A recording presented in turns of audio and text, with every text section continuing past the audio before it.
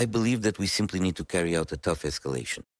Trump has gotten the idea that he can put pressure on us and nothing will happen to him for it. For this purpose, we need to clearly understand what countermeasures we can take, not to hurt them, but to accomplish the objectives set by the Supreme Commander-in-Chief. First of all, in my opinion, we need to move from routine training to the unscheduled use of tactical nuclear weapons and striking a number of targets determined by the military in order to radically change the course of the war. Then I believe that right now we need to freeze things. We simply need to recall our ambassador from the United States. We need to recall our ambassador from the United Kingdom.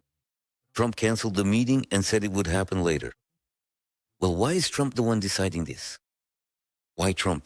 This back and forth of I want to meet, I don't want to meet. What happened in just a few days from yes, I want a meeting to no, there won't be a meeting? Well, we can't build relationships like this.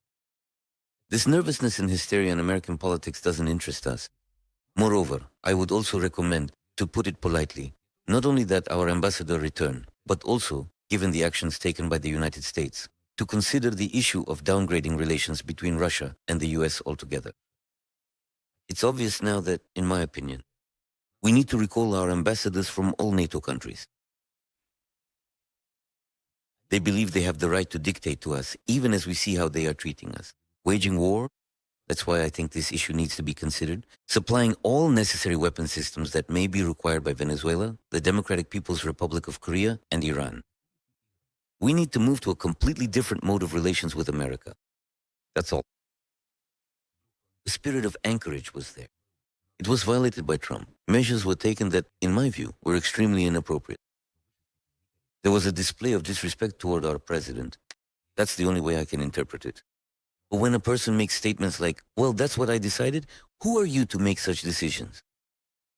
You're the president of the United States, but you're not the president of the world. And certainly for Russia, the President of the United States of America is neither the leader of our country, nor an appointed judge, arbitrator, or teacher.